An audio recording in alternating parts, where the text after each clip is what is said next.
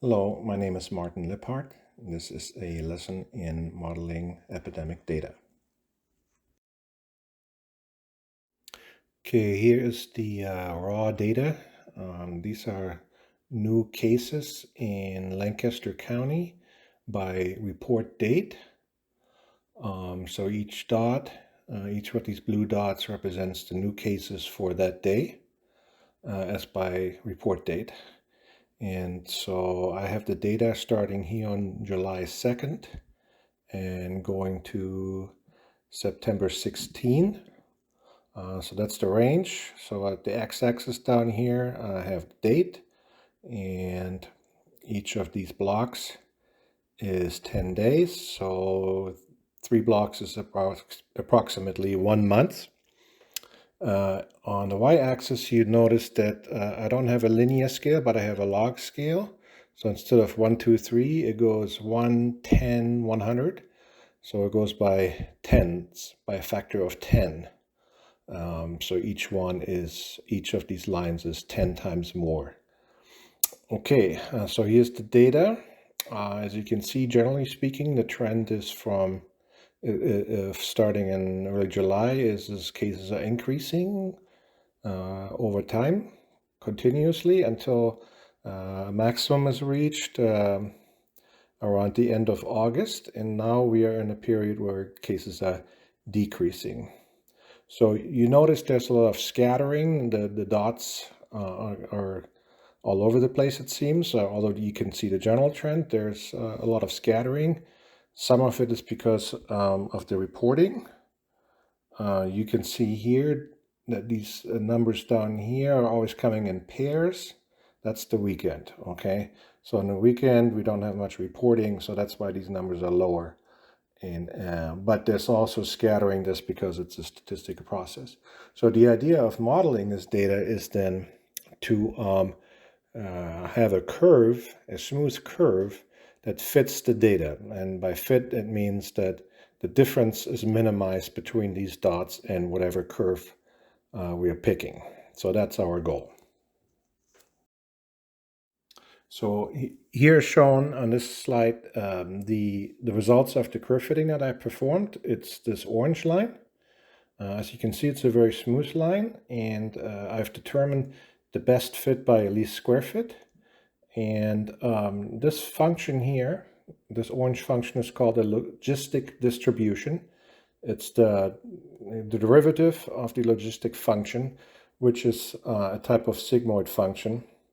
And it is, I found in the literature, is often used to describe epidemic curves such as these. So these blue dots are referred to as the epidemic curve or epicurve. And then researchers try to find functions that fit that. And this is one such function. And I fit it, and this is the result. So now that we have this smooth function here, this orange function, which represents all the blue dots and an average of those, now we can use this function, those orange dots, rather than the blue dots, to draw some conclusions. Because this function, curve is nice and smooth, and so we can draw much easier conclusions from it, and the guesswork is taken out.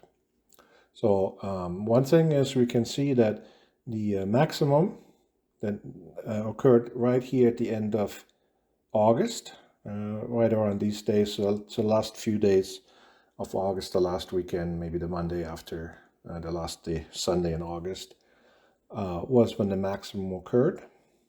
We can also see that for the months of July, the curve is basically a straight line, and I show this by drawn in by hand this black line here, this dashed line, which is a straight line. So now I can also explain why I chose a log scale for the y-axis, because on a semi-log scale, as this is called, a straight line represents an exponential growth, and this is what you have in an outbreak. One person gives it to, say, 2 people, and those 2 people each give the virus to 2 more people. So now, they have it to 4 people, and the 4 give it to 8, and so on. So that's called an exponential curve. And you can see that this is indeed the case because the orange dots fall in a straight line for pretty much the entire month of August. But you can see that, for the entire month of July. But then starting in August, the orange line starts to deviate from this exponential growth curve right here. So as something at the beginning of August made the disease spread at a less than exponential rate. Something happened, and we don't know exactly what it is, but we can see that it happened.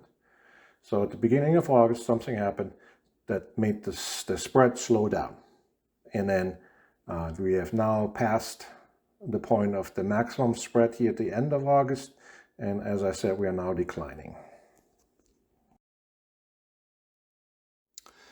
So in this slide, I am now showing the date when the mayor of Lincoln issued a mask mandate, and it went into effect on August 26th. So that's this red line here.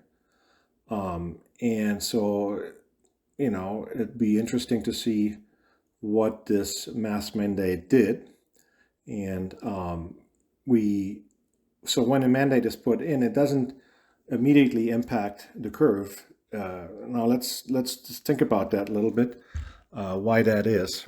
Let's say it's not a mask mandate, but we're doing some other intervention that is, drastic, like we all sit on 25 acres of land by ourselves, because 25 acres is how much land we have per person here in Nebraska.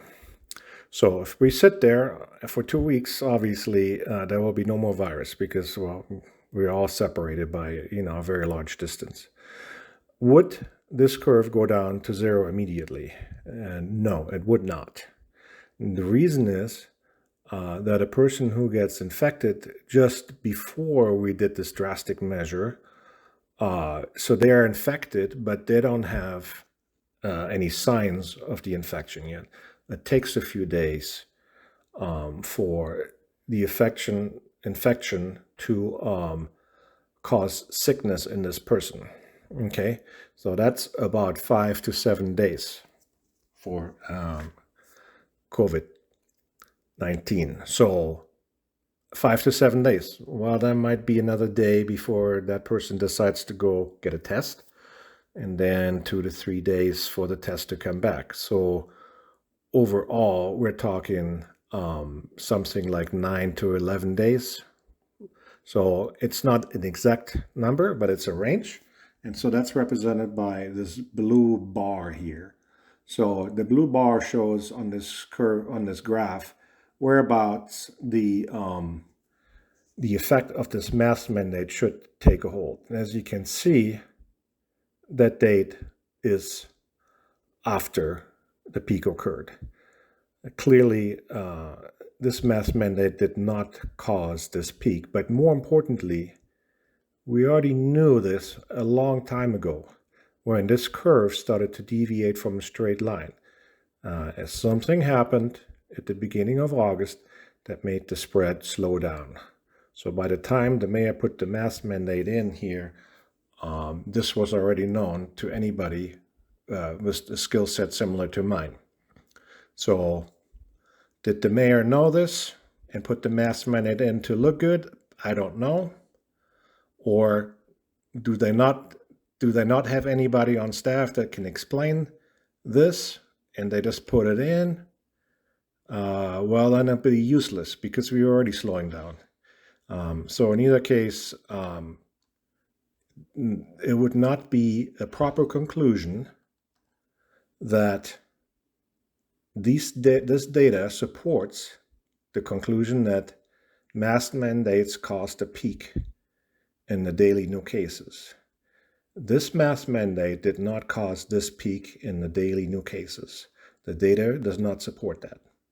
So that's all I can say. I don't do politics, I do science. What is the reason for the mayor to do this? I have no idea.